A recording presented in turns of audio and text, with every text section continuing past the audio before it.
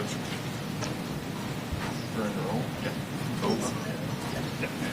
Give us 5 seconds. Let's get up there. Camera's good. 5 seconds. I can count to 5.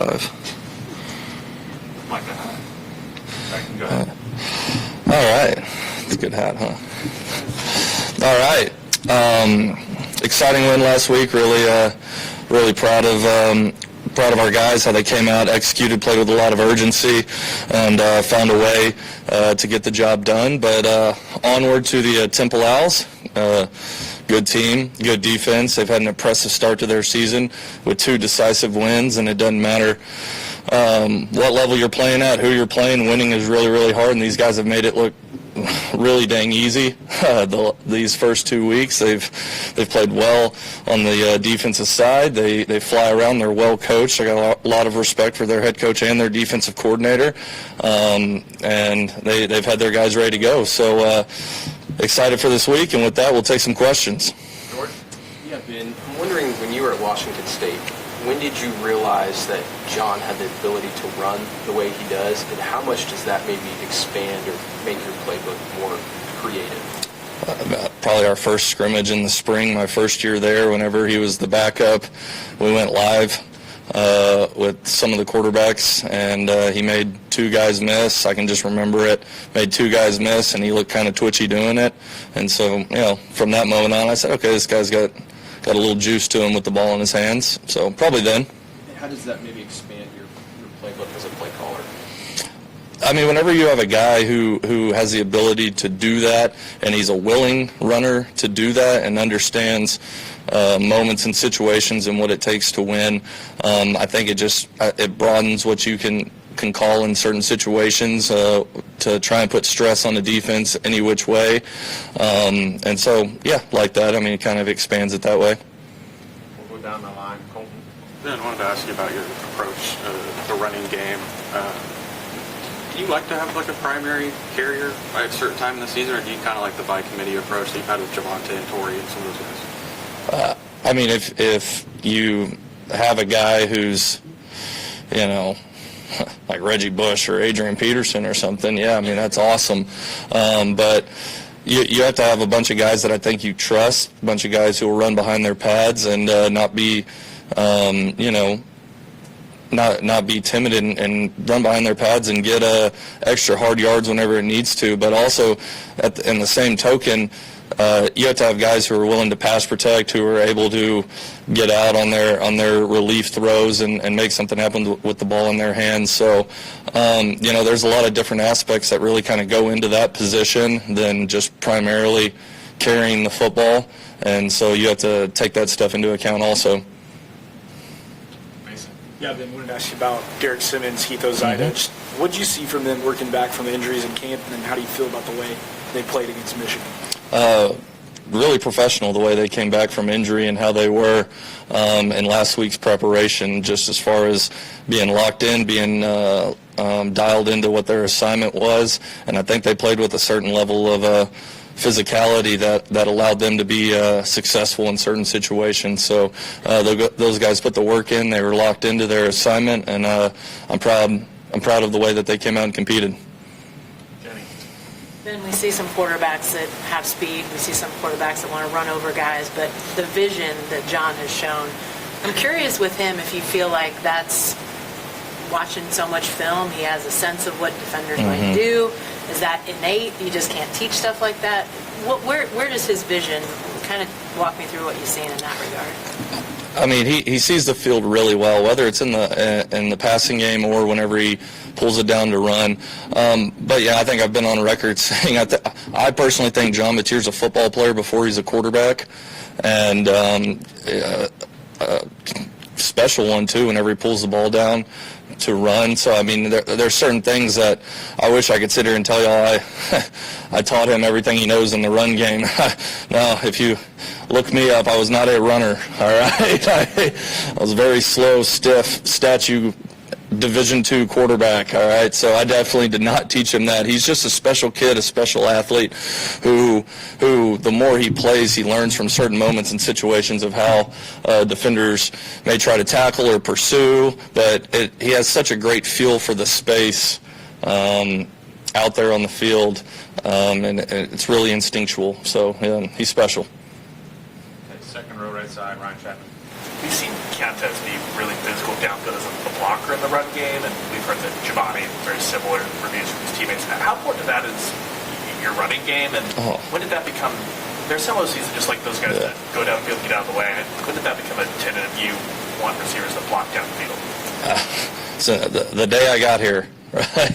You preach physicality, especially to those skill kids, because there's a saying in football. It's kind of cliche: no block, no rock. Like if you're not a willing blocker, then the ball is usually not going to find you too. It's just kind of like some weird thing in nature or something. I have no idea. But I really think how you block whenever you don't have the ball in your hand, especially at the skill position, shows how much you love your teammates, because you want to see their success. You want to see the team's success, and doing your job and understanding that that's your job in that moment is to execute a block to the best of your ability, as physical as you can do it. I think that shows how much you love your teammates, and Keontae and Javonte are prime examples of that. They're great kids who everyone on the team loves, great personality, and they're kids that bring it every day at practice too. They have a great mindset towards everything that we're doing at all times, and yeah, those kids are awesome.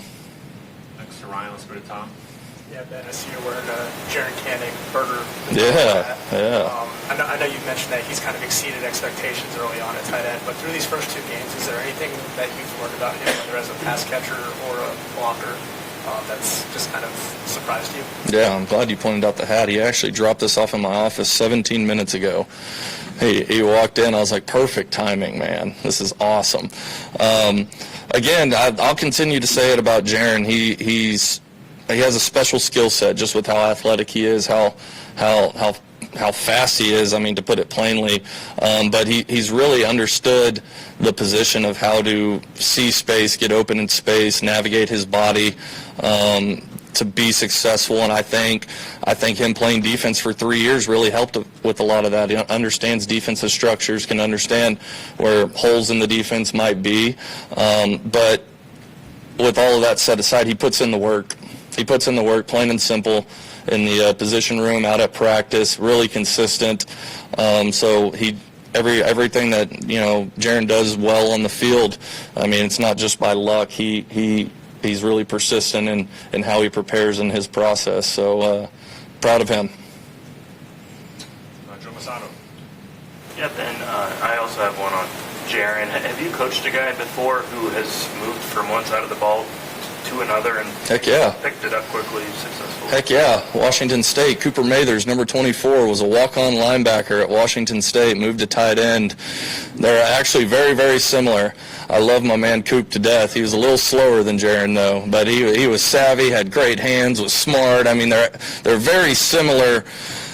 Jaren's a little more outgoing, but Coop, they have the same sense of humor, same kind of personality. Jaren's just more outgoing, but yeah, heck yeah, my tight end last year at Washington State, Cooper Mathers, almost the same story, played linebacker for the first, I think it was before I got there, but same kind of deal. He had such a feel for space and had soft hands, and he just, if he would have had a little bit more burners on him, I mean, he probably would have scored like 13 touchdowns or something last year. It was funny. I think he scored 7 last year, and if you know anything of the history of Washington State, that was the school record for tight end touchdowns at Washington State was 7. But yeah, Cooper Mathers, same kind of story, really. I assume you've talked to Jaren about Cooper. Oh yeah, I think Jaren and Coop they message each other on Instagram. I'm pretty sure. I talked to Coop actually a week ago. He's a great kid. Dad owns like one of those fish markets in Pike's Place there in Seattle, so he's chucking fish right now. But I talked to him last week actually, and he said that him and Jaren have like DM back and forth, especially early on whenever we got here, because Coop made plays last year, and Jaren would see it whenever we were doing like install cut-ups or something, and I'd hit him up and be like, dude, you're awesome. Or maybe ask him a question of like, if he wasn't getting something at the time, because Coop was really smart, ask him a question of, okay, hey, whenever Arbuckle says this, what exactly does he mean? Stuff like that. So, yeah, 2 great kids right there. James Jackson on the island. Hey, Coach, when you talked about Michigan last week, the front seven was kind of like the focal point of their defense. What have you noticed about Temple in terms of what their defense can bring to you all, of what that challenge is going to be? Yeah, again, their defense coordinator does a great job. They are insanely sound. They'll present a bunch of different pictures and bring pressures from different places, and they do a really good job in that regard. Just off, the initial game planning, they do a good job of cycling out in and out their defensive linemen. Again, what I said last week about Michigan, that just tells me that they feel good about the guys that they have. And so they feel like they can take people in and out and not lose a step on anything. But they have a defensive end. I'm blanking on his name, number 25. I think he's a really talented player. Showed up in the first two games, was really disruptive. And so I think their defensive line does a lot of really, really good stuff. But as a whole, their defense, they're physical. They fly around. Their coordinator puts them in really good positions to be successful. So it's going to be a really good challenge for us.